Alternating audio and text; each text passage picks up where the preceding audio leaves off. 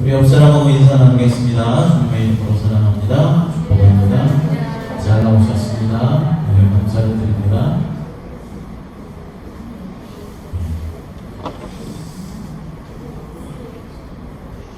네, 자녀들은 부모를 닮기 마련입니다. 이런 것 좀 닮지 않았으면 좋겠다 하는 것까지 영락없이 자녀들은 부모를 닮게 되어 있습니다.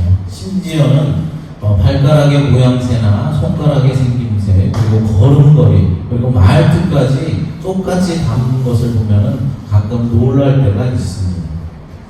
부모들은 자신의 자녀가 엄마의 장점과 아빠의 좋은 점만을 닮기를 원하고, 또 엄마 아빠의 단점은 닮지 않았으면 좋겠다 생각하고 또 간절히 원합니다.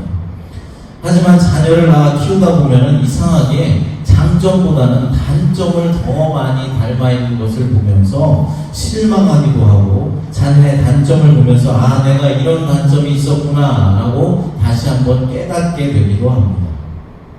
그렇습니다. 우리들은 불완전한 인간이기 때문에 아무리 성인이 되고 이제 부모가 되어서 자녀를 낳아서 기르고 있다라고 할지라도 부족한 부분이 많고 연약한 부분들이 너무나 많이 있는 존재들입니다.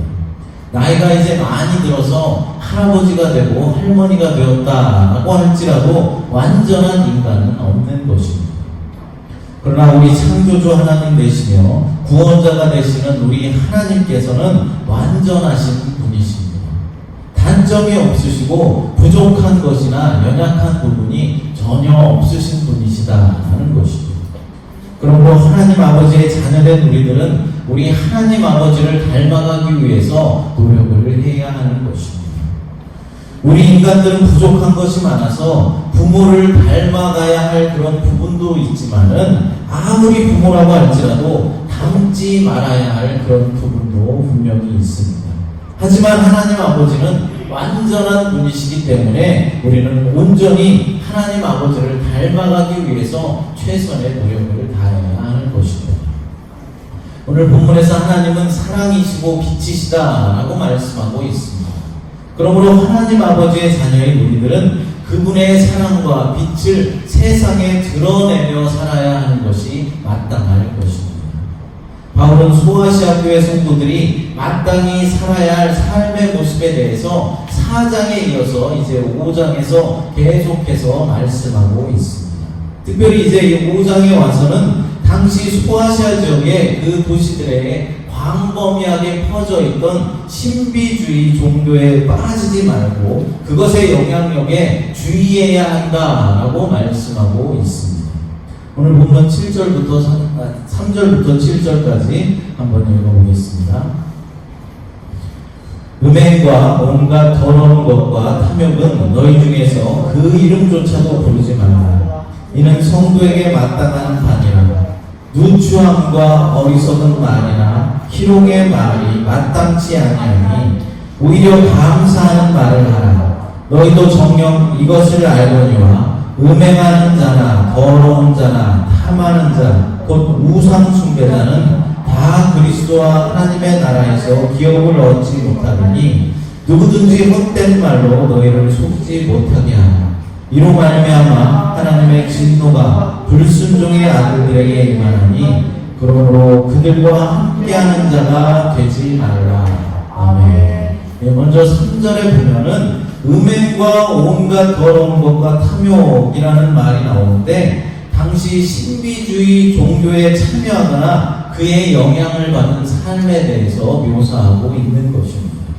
또 4절에 희롱의 말이라는 것은 선정적인 언어나 저속하고 상스러운 말을 가리키고 있는데 이 말 역시 당시 신비 종교를 배경으로 하고 있다는 것입니다.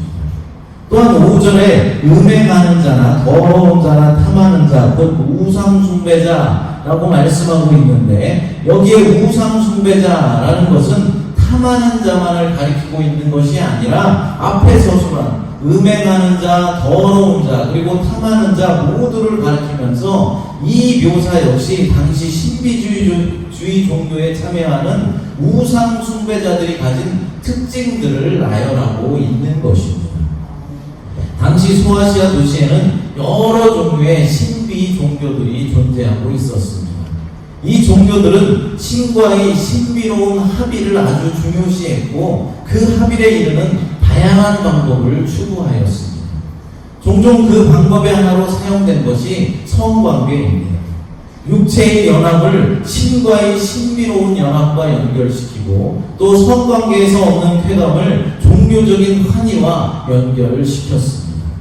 그들이 신전에서 신도들이 이제 자유롭게 성행위를 할 수 있도록 유도를 했고 신전에 있는 성스러운 창기라고 불리는 성창들이 있어서 그 일을 담당하기도 했습니다. 구약시대에도 이런 일들이 있었죠. 바알과 아세라 신을 섬기는 이 사람들이 신전에서 불결한 행위들을 했었는데 이제 신약시대에 와서도 이 소아시아 지역에서도 그런 행위들이 그대로 행해졌다는 것입니다. 이러한 신비 종교 중에 가장 대표가 되는 종파가 디오니소스 컬트교라고 하는 것이 있는데 이 종파에서는 술 취함은 종교의식의 자연스럽고도 당연한 과정이었고 이러한 술 취함은 집단 성행위로 이루어졌던 것입니다. 바울은 소아시아 교회들이 이런 신비 종교의 음행이나 술 취함에 참여하지 말라라고 강하게 권면하고 있는 것입니다.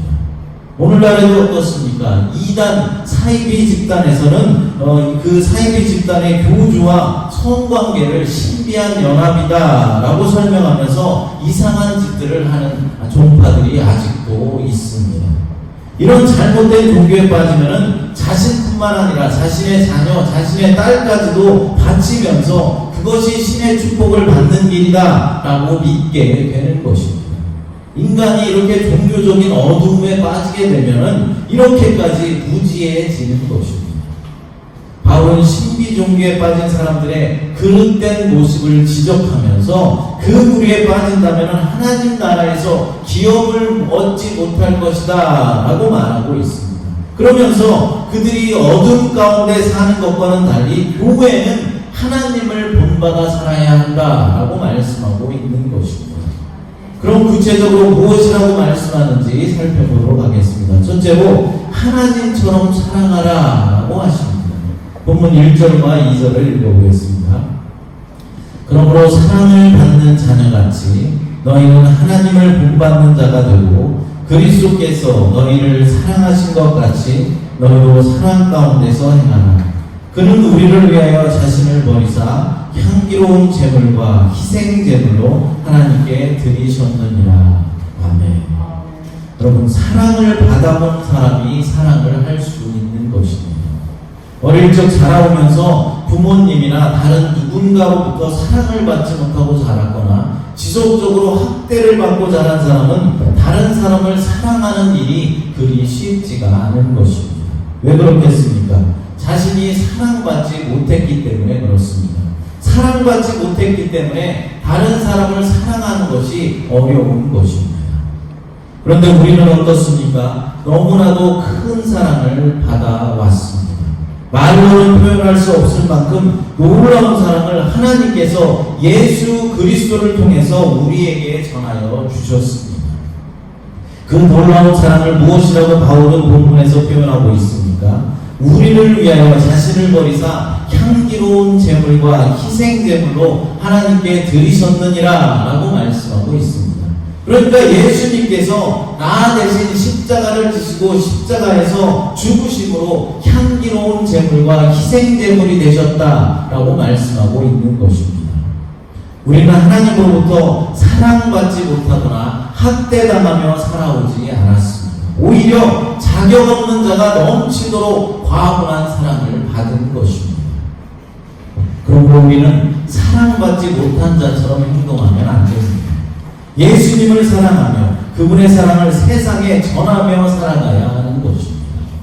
하나님의 놀라운 사랑을 받았기에 우리의 모든 행동은 사랑에서 시작돼서 사랑으로 진행되며 사랑으로 끝나야 하는 것입니다. 그런데 우리가 누군가를 사랑하게 되면 어떻게 됩니까? 우리의 행동이 어떻게 변화가 됩니까? 사랑하는 사람이 싫어하는 것을 나도 싫어하게 되고 사랑하는 사람이 좋아하는 것을 나도 같이 좋아하게 됩니다. 내가 사랑하는 사람을 위해서는 하기 싫고 하기 귀찮은 일이라 할지라도 내가 싫어하는 분야라 할지라도 사랑하는 사람 때문에 좋아질 수도 있는 것입니다. 마찬가지로 우리가 하나님을 사랑하게 되면은 내가 귀찮아도 내가 하기 싫어도 하나님이 좋아하시기에 해야 하는 일들이 있는 것입니다. 예를 들어서 우리 하나님께서 기뻐하시는 일이 어떤 것입니까? 신령과 진정으로 온전히 주님 앞에 예배드리는 일입니다. 기도의 삶을 사는 것이고 말씀에 붙잡혀 사는 일입니다. 오늘 본문에서는 뭐라고 말씀하고 있습니까? 그리스도께서 너희를 사랑하신 것 같이 너희도 사랑 가운데 행하라 라고 말씀하고 있습니다. 바로 이웃에게 그리스도의 사랑을 전하는 일을 하나님께서 기뻐하신다 라고 말씀하고 있는 것입니다. 나 먹고 살기도 바쁘고 힘든데 언제 우리가 기도하고 성경 읽고 거기에다가 이웃에게까지 사랑을 전해야 하는 것이 어디 그렇게 쉬운 일이겠습니까? 그러나 이제 우리가 하나님을 사랑한다면 쉽지 않은 일이지만 쉽지 않은 일도 또 하기 싫은 일도 사랑하는 사람을 위해서 우리가 견뎌내고 하듯이 우리도 하나님을 사랑하는 마음을 말씀과 기도하는 일 그리고 이웃을 섬기며 사랑하는 일들로 표현해내야 하는 것입니다. 저와 여러분들은 누구입니까? 그리스도인입니다. 그럼 그리스도인은 누구입니까? 하나님의 사랑으로 다시 태어난 사람들입니다. 그러므로 하나님의 사랑으로 그리스도인된 우리는 마땅히 하나님 아버지를 닮아가는 사랑의 사람들이 되어야 하는 것입니다. 우리가 품어야 하는 그 사랑은 바로 하나님이 예수님 안에서 우리에게 보여주신 무조건적이고 희생적인 사랑입니다. 둘째로 빛의 자녀답게 살라고 하십니다. 본문 8절부터 14절을 읽어보겠습니다.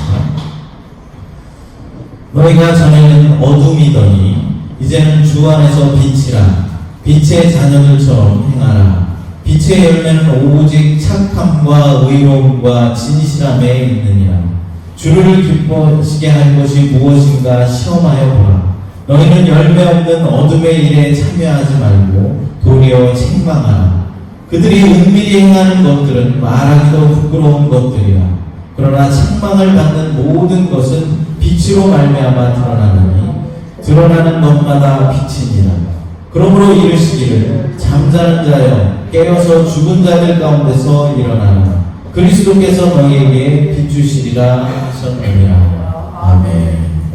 그리스도인은 어둠에 속한 자녀가 아니라 빛에 속한 자녀들입니다. 빛 대신 하나님의 자녀답게 우리는 빛의 열매를 맺고 살아가야 하는 것입니다. 이를 위하여서 과거의 어두움의 일을 우리들은 미워해야 합니다. 빛과 어둠은 결코 공존할 수가 없기 때문입니다. 빛이 비치면 어둠이 물러가듯이 빛과 어둠은 공존할 수 없는 것입니다.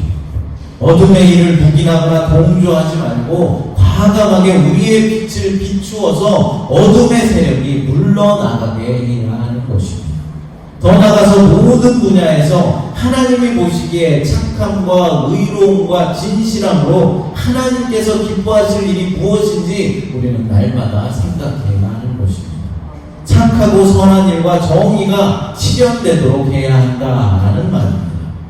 여기서 착함이라는 것은 일종의 관대한 마음으로서 온유하고 도덕적인 성품을 의미합니다. 착함은 다른 성경에서는 선함이나 양선이라고 번역되기도 하였습니다.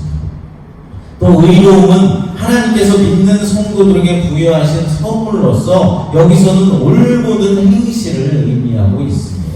그러니까 사람에 대한 자신의 의무를 이행하는 공정하고 올바른 행위를 말하는 것입니다. 또한 진실함이라는 것은 말과 행동에 있어서 순수하고 정직함을 의미합니다. 그러니까 거짓 없는 진실한 삶을 말하는 것이죠. 이렇게 착함과 의로움, 진실함 이 세 가지가 빛의 열매를 맺는 길입니다. 이 세 가지 빛의 열매들은 악의 결과로 나타나는 어두움과는 반대되는 것으로서 성숙한 그리스도의 삶에서 균형 있게 날마다 나타나야 하며 하나님의 참된 자녀됨을 판단하는 근거가 되는 열매들입니다. 그러니까 이 진실함, 착함, 이 선함이라는 것은 진짜 하나님의 자녀인지, 그것이 있다면 진짜 하나님의 자녀이고, 그것이 없다면 진짜 하나님의 자녀가 아니라는 그런 증거가 되는 것입니다.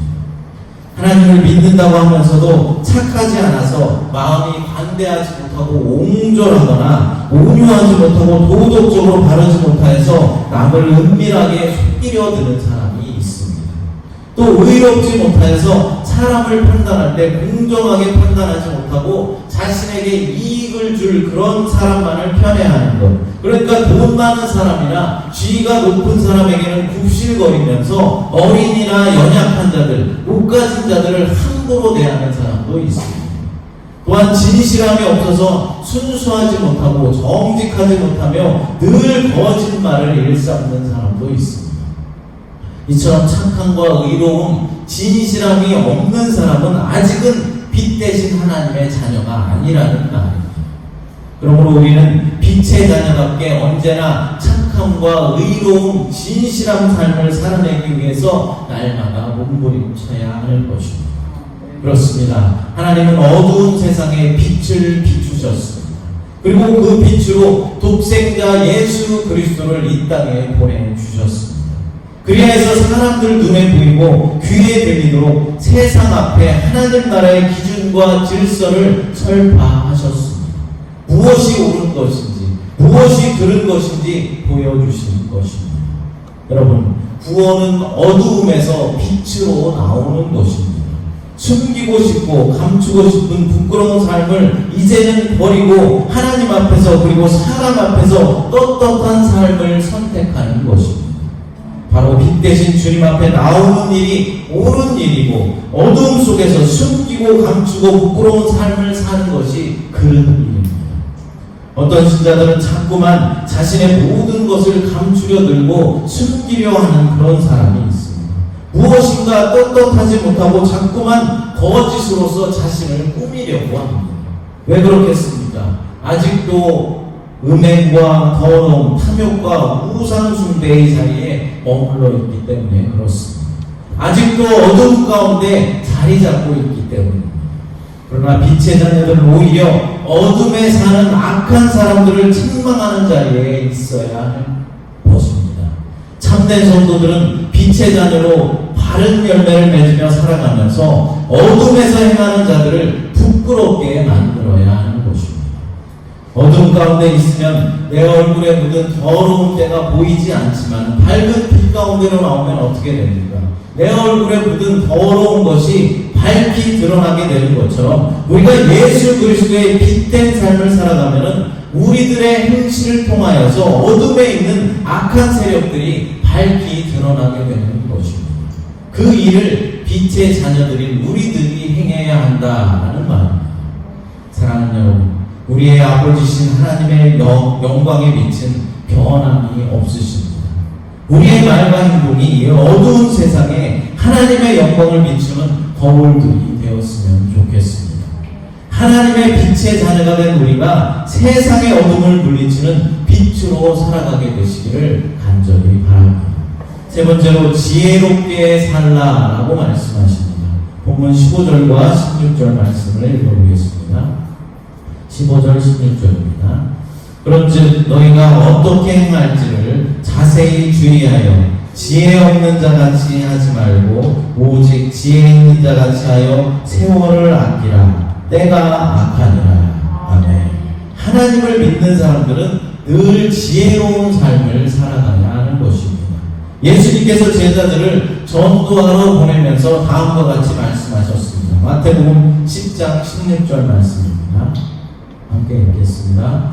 보라, 내가 너희를 보내니 양을 이리 가운데로 보냄과 같도다. 그러므로 너희는 뱀같이 지혜롭고 비둘기같이 순결하라. 아멘. 여기서 지혜라는 말은 단순히 이론적으로 축적된 지식만을 의미하는 것이 아니고 우리가 살아가고 있는 실제 생활을 움직이는 슬기로움을 가리키고 있는 것입니다. 우리의 실제의 삶 속에서 어떤 일을 행할 때 실패할 수도 있고 실수할 때가 있습니다. 하지만 우리의 빛의 자녀들은 악한 환경 속에서도 실수하지 않으며 살아갈 수 있도록 조심성 있게 행동해야 하는 것입니다. 그럼 악한 세상에서 성도가 실패하지 않고 실수하지 않고 바르게 살기 위해서는 무엇이 필요할까요? 바로 세월을 아끼라라고 본문에서 말씀하고 있습니다. 지혜 있는 사람은 세월을 아끼고 선한 일을 할 수 있는 기회를 붙잡는 생활을 해야 하는 것입니다. 여기서 세월이라는 것은 단순히 시간만을 의미하고 있는 것은 아닙니다. 한 번 지나가면 다시는 만날 수 없는 기회를 말하는 것입니다. 그러니까 하나님께서 우리에게 주신 기회를 우리들은 발견해내야 하고 그 기회를 반드시 잡아야만 지혜로운 삶을 사는 사람이다라는 것이죠. 그 기회의 시간에 무엇을 해야 한다라고 말씀하고 있습니까? 선한 일, 착한 일을 해야 한다라고 말씀하고 있는 것입니다. 우리는 해야 할 일들 중 우선순위를 정해야 할 때가 있습니다.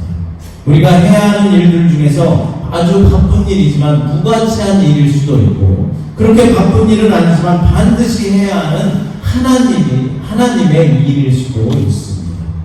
우리는 잘 느끼지 못하고 잘 실천하지도 못하지만 우리의 삶 가운데서 가장 우선이 되어야 하는 일은 바로 하나님의 일을 하는 것입니다. 여러분, 사실 우리의 구원의 문제보다 더 시급한 문제가 어디에 있겠습니까? 내 가족의, 내 친구의, 내 이웃의 영혼을 구하는 문제보다 더 급한 일이 어디 있느냐라는 말입니다. 지금 여러분의 자녀가, 여러분의 가족이, 여러분의 직장 동료들이 천길 낭떠러지로 걸어가고 있는데 그것을 알고 있으면서도 그것을 막지 않고 스톱시키지 않을 사람이 어디 있겠습니까?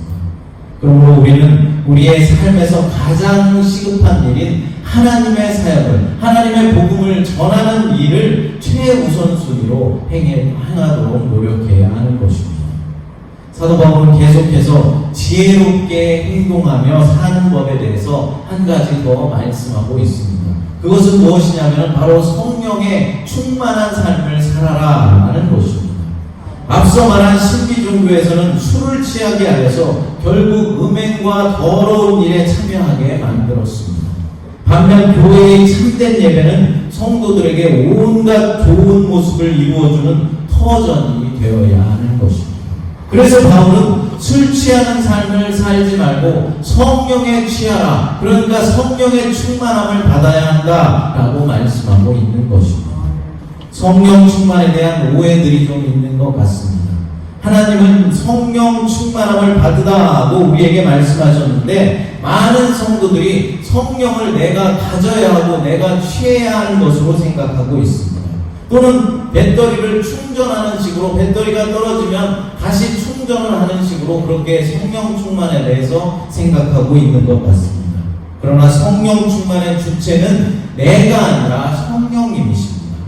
내가 성령님을 가져와서 채우는 것이 아니라 성령님께서 주체가 되셔서 나 안에 채워지게 되는 것입니다.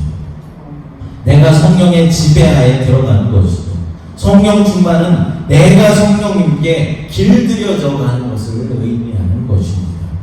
성령의 능력을 가져와서 신유의 은사나 예언의 은사를 발휘하며 자라가는 것이 아닙니다. 성령의 충만함을 받으라라는 이 말씀은 술 취하지 말라, 이는 방탕한 것이니 라는 구절과 대조를 이루고 있습니다. 여러분, 술에 취하게 되면 어떻게 됩니까? 술이 나를 지배하게 됩니다. 내 마음대로 내가 반드시 가고 싶어도 내 마음대로 갈 수가 없게 만들어 버리는 것입니다. 이것과 똑같은 원리입니다. 성령 하나님이 나를 지배하시도록 내 생활의 영역을 모두 하나님께 내어 드리는 것입니다.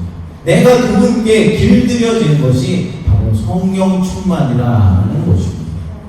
그럼 성령 충만하면 어떤 결과가 나타난다고 말씀합니까? 시와 찬송과 신령한 노래들로 서로 교제하고 마음속에 늘 찬양이 넘쳐 흘러난다 라고 말씀하고 있습니다. 어떤 일을 만나든지 예수 그리스도의 이름으로 하나님께 감사하면서 서로 복종하게 만들어 줍니다. 이것이 바로 성령 충만을 통해서 하늘의 신령한 지혜로 사는 사람들의 모습입니다. 여러분들은 어떻습니까? 나는 정말 빛의 자녀로 살아가고 있습니까? 하나님께서 놀라운 사랑을 우리에게 베풀어 주신 것처럼 나도 다른 사람을 값없이 사랑하고 있으십니까? 사랑하는 여러분, 부디 성령을 통하여서 그리스도께서 진리로 우리를 온전히 다스리시도록 여러분들의 모든 것들을 하나님께 내어 드리시기를 바랍니다. 성령으로 충만한 빛의 자녀들이 되시기를 간절히 축복합니다. 이 시간 찬양 부르시고 함께 통성으로 기도하겠습니다. 주가 보이신 생명의 길 함께 찬양합니다. 빛 대신 주님을 찬양합니다. 주님의 은혜에 감사를 드립니다. 죄인된 우리를 불러주셔서 십자가의 은혜로 사랑하여 주셨사오니 감사를 드립니다. 거저받은 사랑이기에 나도 그 사랑을 전하며 하나님이 기뻐하시는 일을 행하는 삶을 살아갈 수 있도록 하나님 도와주시옵소서. 또한 빛된 자녀로서 세월을 아끼며 성령의 충만함으로 지혜롭게 이 세상을 살아갈 수 있도록 하나님 역사하여 주시옵소서. 주님께서 함께하여 주시고 은혜를 베풀어 주심을 믿사오며 거룩하신 예수님의 이름으로 기도드리옵나이다.